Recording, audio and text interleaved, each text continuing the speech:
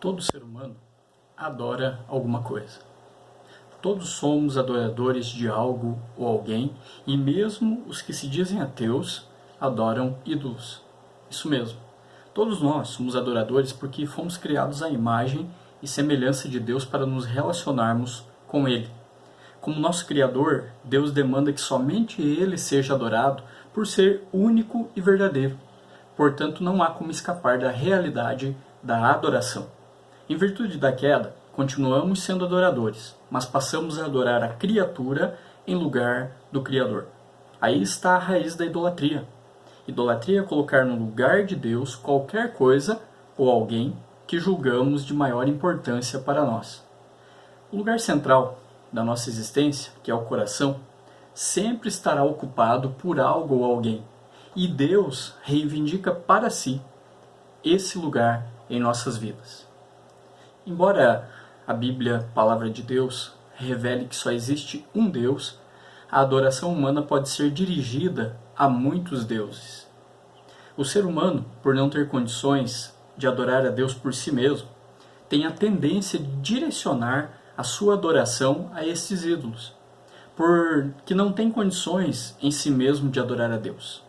Porque, segundo a Bíblia, o ser humano precisa ser alcançado pela graça de Deus para vir a conhecê-lo e prestar-lhe culto. Ou seja, Deus precisa alcançar primeiro a vida do ser humano com a sua graça, para que o ser humano tenha condições de adorar a Deus. Sem a intervenção divina, então, na vida do ser humano, nós estaremos sempre perdidos na idolatria dos nossos corações. Sempre colocaremos algo no lugar de Deus, sempre adoraremos outra coisa ou outro alguém que não é e que não seja Deus. Deus então precisa ser misericordioso conosco, nos alcançar com a sua graça, se revelar a nós para que nós tenhamos então, portanto, condições de adorá-lo. Podemos fazer uma análise de nós mesmos e refletirmos aqui. Quantas vezes nós temos adorado exclusivamente a Deus na nossa caminhada, na nossa vida, na nossa existência? Ou nós temos direcionado a nossa adoração a outros deuses que são falsos? Fica aqui essa reflexão, né? E pensando na sociedade humana como um todo, quais são os deuses mais adorados da nossa época? Pense comigo aí, quais são os deuses que as pessoas hoje em dia têm mais adorado? Quais são os ídolos que têm ocupado o coração do ser humano nos nossos dias? Temos a Deus, o Senhor da Bíblia, como nosso Deus, ou ainda estamos adorando a criatura? Para essa reflexão, eu convido você a ler comigo o texto de Deuteronômio, capítulo 6, versículo 4. Texto que se encontra no Antigo Testamento. Leia comigo. Apenas um versículo. Ele diz assim: Ouça, ó Israel, o Senhor, o nosso Deus, é o único Senhor. Ouça, ó Israel, o Senhor, o nosso Deus, é o único Senhor. O verbo ouvir, no texto, traz o sentido de obedecer. Ele é requerido do povo de Deus que ouça a voz de Deus, ouça o que Deus irá falar, para que tenha condições de obedecer a Deus. É isso que esse texto está falando. O verbo, o verbo ouvir que se encontra nesse texto é o mesmo que está presente no capítulo anterior, no capítulo 5, no versículo 1, em que lá, no capítulo 5, vai ser aberto o decálogo, ou seja, os 10 mandamentos que você conhece, possivelmente você conhece muito bem. Assim como em Deuteronômio capítulo 5, versículo 1, aqui no texto de Deuteronômio capítulo 6, versículo 4, este verbo ele está abrindo uma importante parte de discursos de Moisés. O Senhor, nosso Deus, é o único Senhor, é o que o texto diz. Na língua hebraica, a palavra único pode ser traduzida de diversas maneiras. E aqui no texto de 6:4 pode significar um nome ou título de Deus. Então é Deus que é único, Deus que é o único Deus realmente que existe, não é um Deus falso, não é um Deus inventado do imaginário. Ele está falando, então, o povo de Israel, o povo de Deus, precisa obedecer o que esse Deus único, exclusivo, irá falar. Um arqueólogo chamado Cyrus Gordon, ele traduz, né? Ele diz que uma tradução, uma possível tradução aqui desse versículo diz assim: Yahvé é nosso Deus, Yahvé é um, né? Mostrando aqui a singularidade de Deus, ou seja, que Deus é um, não existe outro além dele. Essas palavras, que têm sido chamadas de dogma monoteísta fundamental do Antigo Testamento, têm implicações teológicas e práticas. Não é apenas um conceito teológico, teórico, né? Mas ele tem um conceito prático. Ele traz algo muito prático para a vida do povo de Deus, que está relacionado à obediência, a ouvir a Deus porque Ele é único e obedecê-lo. Os israelitas eles já haviam descoberto essas implicações práticas, quando lá no texto de Êxodo, capítulo 15, versículo 11, eles entoam um cântico dizendo: Ó Senhor, quem é como tu entre os deuses? Ó Senhor, quem é como tu entre os deuses? Essa implicação prática, então, na vida do povo de Deus, né, no povo de Israel ali, os israelitas, eles estavam aprendendo de forma realmente prática, né, porque eles estavam reconhecendo que não havia e não há outro Deus além do Deus que a Bíblia revela como sendo o Senhor de todas as coisas. Uma pergunta retórica, então, ela requer uma resposta negativa, né? Não há deuses como o Senhor. No Êxodo, os israelitas descobriram a singularidade de Deus e o fato de que os deuses egípcios, eles nada podiam fazer para impedir que o povo do Senhor deixasse o Egito. Precisamente porque haviam experimentado a presença viva de seu Deus na história, é que eles podiam chamar o Senhor de nosso Deus. Dessa maneira, a realidade e a singularidade do Senhor era um conhecimento prático para aquele povo. E precisa ser um conhecimento prático que não fica somente na mente, mas ele se expressa no dia a dia, na rotina da vida do povo de Deus hoje.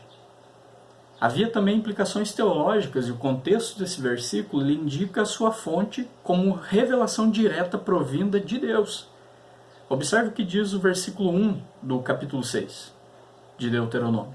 Esta é a lei, isto é, os decretos e as ordenanças que o Senhor, o seu Deus, ordenou que eu ensinasse a vocês, para que vocês os cumpram na terra para a qual estão indo para dela tomar posse. Moisés, né, inspirado pelo Espírito Santo para revelar a palavra de Deus, está falando que quem está dando aquela lei, quem está revelando aqueles decretos e ordenanças para aquele povo, é o Senhor, e ele diz o seu Deus, ou seja, era um Deus exclusivo deles.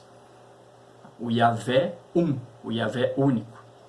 A palavra expressa não apenas então a singularidade, mas também a unidade de Deus. Sendo Deus, ou o único, quando ele falava, não havia outro Deus que o contradissesse. Quando prometia, não havia outro que revogasse a promessa. Quando advertia o povo, não havia outro em que achar refúgio. Ele não era apenas o primeiro entre os deuses, como Baal era lá no panteão dos deuses cananeus, como Amon-Ra era no Egito, ou como Marduk era dos deuses da Babilônia.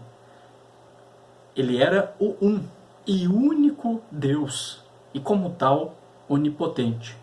Foi esse Deus único, todo-poderoso, que impôs a Israel a obrigação de amá-lo, revelando assim mais um aspecto do seu caráter.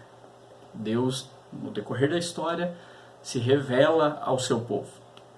Deus ele se mostra, ele diz: eu estou aqui, eu existo, eu sou real, e não há outro Deus além de mim. Santo Agostinho, ele deixou escrita uma famosa afirmação sobre a necessidade de adoração a Deus, adorarmos unicamente a Deus. Ele disse: o nosso coração não encontra descanso até que descanse em ti. É como se houvesse um buraco no coração humano, um buraco do formato de Deus. Só Deus se encaixa nele. Para não ficar com o coração vazio, procuramos, ao longo da vida, peças que se encaixem nesse buraco. Essas tentativas são nossos esforços idólatras, que procuram colocar no lugar de Deus algo que não é Deus. Possivelmente eu e você muitas vezes na nossa vida, por querermos coisas ou por acharmos que não temos coisas suficientes, de repente transformamos, por exemplo, as coisas materiais em um ídolo. E fazemos com que essas coisas ocupem o nosso coração. Ou uma tentativa, idólatra de que ocupem o nosso coração. Mas elas jamais terão a capacidade de ocupar o lugar que só Deus, conforme o Agostinho falou, que nós só encontramos descanso quando nós descansamos de fato em Deus. Só Deus é quem pode se encaixar naquele lugar.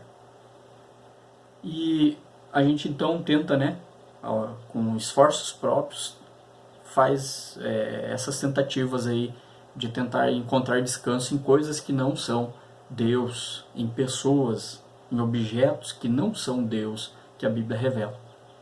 Enquanto tentamos fazer isso, o buraco continua lá.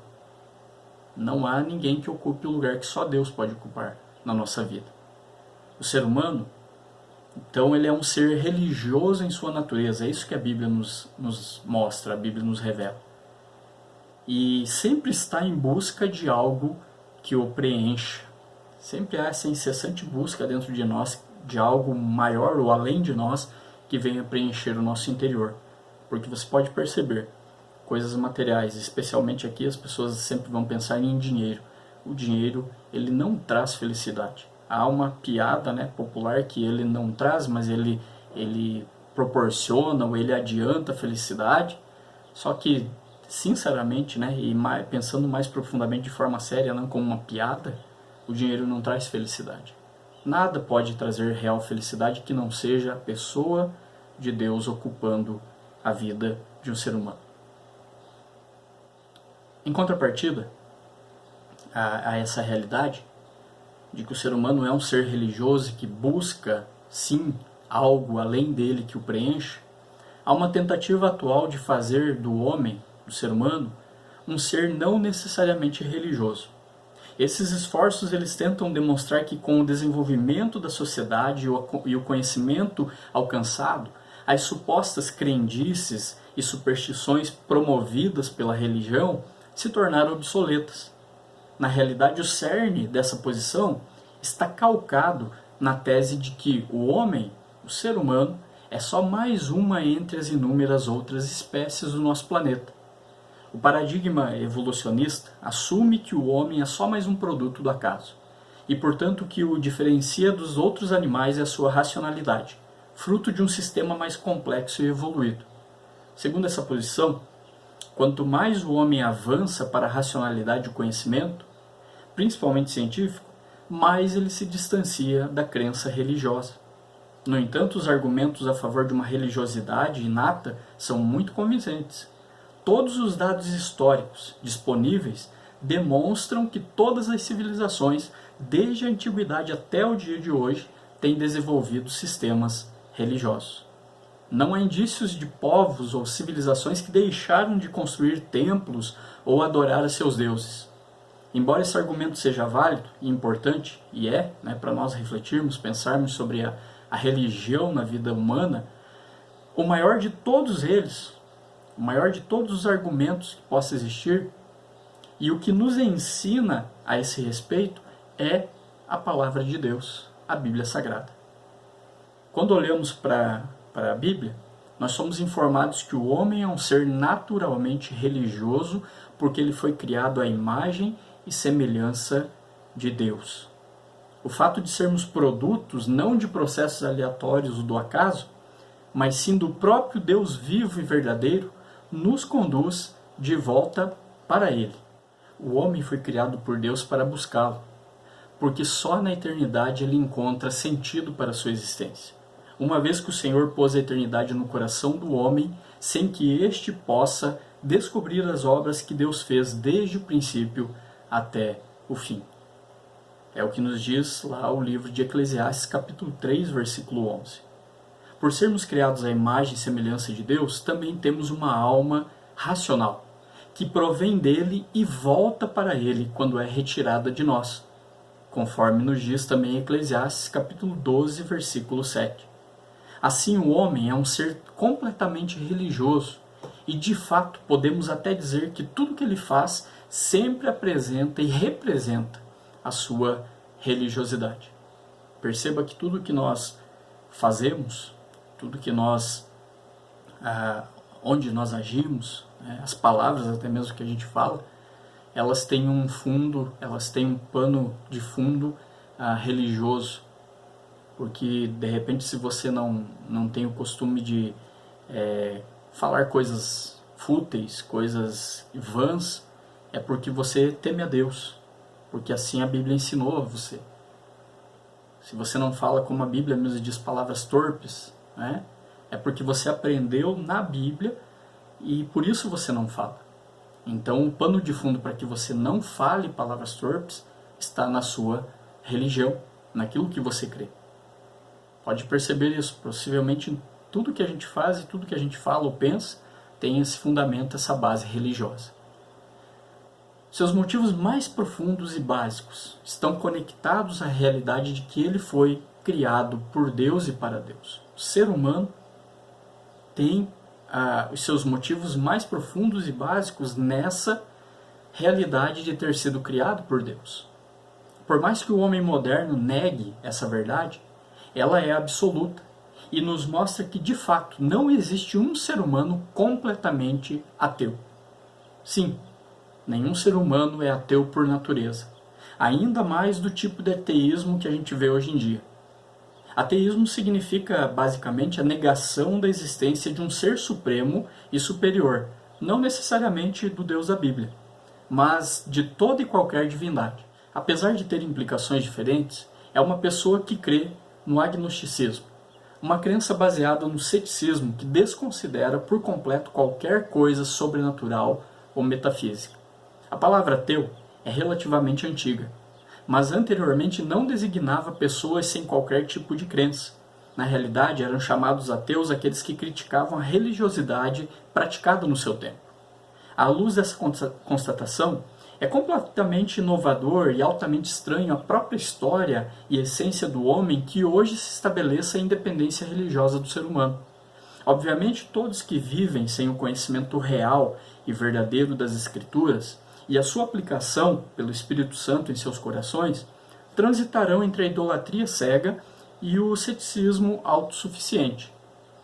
Por isso, a fonte de toda a verdade, a Palavra de Deus, nos ensina algo precioso sobre o homem e sua religiosidade.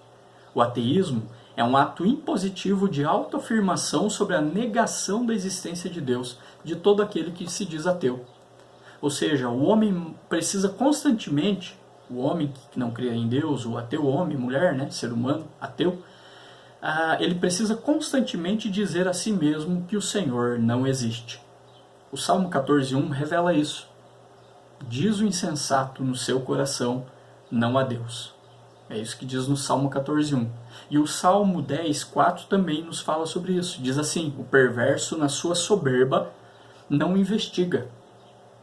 Que não há Deus são todas as suas cogitações. O verbo dizer no Salmo 14:1 está registrado de tal maneira que podemos interpretá-lo como uma ação completa. Ou seja, não importam quais sejam as evidências e os argumentos, o pressuposto de que Deus não existe já está firme e permanente no coração da pessoa que pensa assim.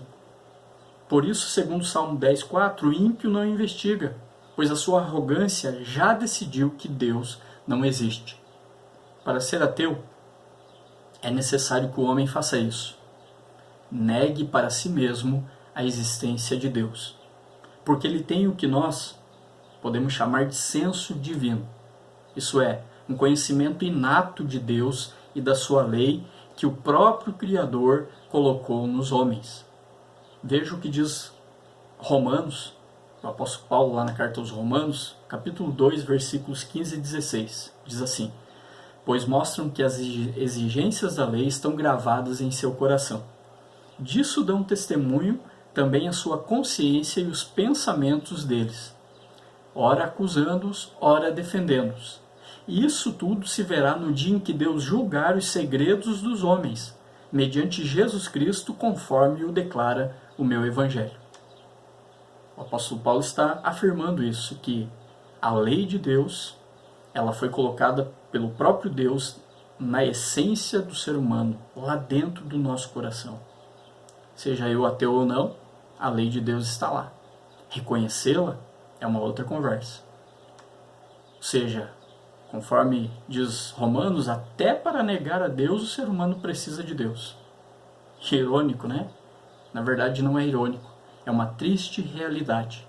A criatura negar o seu Criador, mas infelizmente é assim que o ateu é. No entanto, a Bíblia, que é a palavra do próprio Deus, revelando-se para nós, ela revela também que toda a criação foi feita para espelhar esse Deus, que é vivo e verdadeiro. Tudo que existe comprova a existência de Deus. Da menor molécula até a maior criatura, ou maior corpo no espaço, eles comprovam a existência de Deus. A minha vida, a minha existência e a sua comprovam a existência de Deus. Deus é o nosso Criador. Nós viemos a existir porque Ele quis. Nos diz o Salmo 19, versículo 1, os céus proclamam a glória de Deus e o firmamento anuncia as obras de suas mãos. Observando essa verdade, a Bíblia nos ensina que o que de Deus pode conhecer é manifesto entre eles, porque Deus lhes manifestou, pois desde a criação do mundo, os atributos invisíveis de Deus, seu eterno poder e sua natureza divina, têm sido vistos claramente, sendo compreendidos por meio das coisas criadas, de forma que tais homens são indesculpáveis, porque tendo conhecido a Deus, não o glorificaram como Deus, nem lhe renderam graças, mas os seus pensamentos tornaram-se fúteis e o coração insensato deles obscureceu-se. O texto de Romanos, que afirma para nós, né, essa triste realidade de que, mesmo Deus se revelando, também por meio das coisas criadas, por meio da natureza, diz o texto que os atributos invisíveis de Deus são conhecidos por meio das coisas visíveis. Muitas pessoas não rendem graças a Deus, não adoram a Deus e transformam a adoração a Deus, invertem, né, na verdade, a adoração a Deus, levando a adoração deles para a criatura. Ou seja, por mais que os ateus tentem negar a existência de um ser supremo, eles na realidade estão lutando contra eles mesmos e contra toda a criação de Deus. Uma luta perdida, né?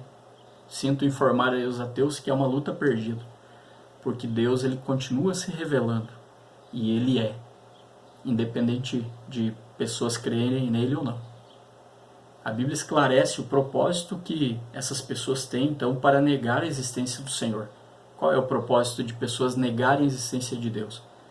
Elas querem praticar iniquidades. Elas querem continuar com seus pecados sem ter que dar contas ou prestar contas a alguém. Essa é a verdade bíblica e a verdade que a Bíblia revela sobre a vida de uma pessoa que não teme a Deus e não o adora. Assim, os homens podem ser, no máximo, e forçosamente, ateus práticos, mas nunca verdadeiramente ateus teóricos, pois toda a verdade procede de Deus e revela a sua existência. Portanto, porque é verdade que todos os homens são religiosos, ou seja, são adoradores, mesmo que alguns neguem veementemente, podemos partir para uma verdade revelada na Bíblia também. Só o Deus verdadeiro deve ser adorado. Só Deus deve ser adorado. E aqui a frase é muito clara, né? Só Deus deve ser adorado. É dever do ser humano adorar a Deus exclusivamente. Muitos seres humanos não o fazem porque não querem. Porque, como eu falei anteriormente, preferem viver uma vida de pecado e não uma vida que glorifica a Deus. Israel foi chamado a adorar somente ao Deus verdadeiro. A singularidade do Senhor pensando aqui em diâmetro, né, em alcance, oposta à multiplicidade dos deuses em Canaã. Assim diz o Senhor, Rei de Israel, seu Redentor, o Senhor dos exércitos, eu sou o primeiro e eu sou o último. além de mim não há Deus. Deus está falando sobre ele que não há Deus fora dele, não há Deus além dele, os outros deuses são invenções e são mentira. Os ídolos que o coração humano cria e transforma em deuses são mentira, são engodo, porque só há um Deus que é o Redentor de Israel, o Senhor. O fato de Deus ser somente um implica então a sua singularidade e a inexistência de outro da mesma ordem ou natureza. Não há um Deus igual a Deus, o Deus da Bíblia. Não há um Deus que se compare ao Deus da Bíblia. Na verdade, só há um Deus. Os demais são mentira. Deus é singular. Deus é exclusivo, Deus é único. É uma questão lógica que haja somente um Deus vivo e verdadeiro. É impossível coexistirem dois deuses da mesma natureza e existência, pois nenhum deles seria de fato divino. No entanto, a singularidade de Deus ela não impede que haja três pessoas distintas nessa unicidade. Aqui estamos falando sobre a doutrina bíblica da Trindade, né? Deus Pai, Deus Filho, Deus Espírito Santo, um só Deus. O que precisa então ficar claro é que Deus exige que somente Ele seja adorado e que prestar culto a qualquer outra criatura ou elemento da criação é o pecado da idolatria. O Novo Testamento corrobora esse ensino, quando assume a unicidade e a singularidade de Deus. Veja o que o apóstolo Paulo fala em 1 Coríntios capítulo 8, versículo 6. Para nós, porém, há um único Deus, o Pai de quem vêm todas as coisas e para quem vivemos, e um só Senhor, Jesus Cristo, por meio de quem vieram todas as coisas e por meio de quem vivemos. Assim, o povo de Deus sempre foi convocado a prestar culto e reconhecê-lo como o único Criador, Senhor e Salvador de suas vidas. Quando aqueles que foram chamados por Deus para adorá-lo se desviaram desse intento, eles foram duramente advertidos e sofreram graves consequências. Pegue a Bíblia, leia todos os textos em que o povo de Deus se separou da verdade de Deus, se afastou da palavra de Deus. O que aconteceu? Deus os advertiu e muitas vezes Deus trouxe sérias e graves consequências sobre o povo, porque eles haviam caído no pecado da idolatria. Quando nós pensamos em Deus, então, como um pai do seu povo, como ele mesmo se chama na Bíblia, nós podemos pensar, então, que Deus tem esse direito de disciplinar os seus filhos quando esses erram. E a mesma disciplina também pode nos alcançar hoje. Sim, a disciplina de Deus pode nos alcançar hoje. Nós que somos o seu povo aqui na terra. Deus pode nos disciplinar por causa do pecado da idolatria, se esse pecado adentrar os nossos corações e se expressar nas nossas ações. Por isso é necessário que nós nos submetamos ao senhorio dele, sobre a nossa totalidade, como seres humanos e como discípulos e discípulas de Jesus, pois assim lutaremos contra esse pecado tão sagaz que diariamente sonda as nossas vidas. A idolatria ela está constantemente sondando as nossas vidas. Se nós deixarmos um espaço, nós temos essa capacidade ainda de transformar qualquer coisa em um ídolo, qualquer coisa em um Deus, que não seja e que ocupe o lugar central da nossa vida, do nosso coração, que não seja o nosso Deus. Nós temos que tomar muito cuidado com isso. Fica aqui, né, o alerta, a advertência para a gente tomar cuidado. Porque ele disse para nós, seu povo, ouça Israel, eu sou o Deus de vocês, eu sou o único Senhor da vida de vocês e assim precisa ser. Fica aqui a reflexão então. Eu sou adorador exclusivo de Deus, por meio da pessoa de Jesus Cristo, capacitado para isso pelo Espírito Santo, ou ainda sou um idólatra?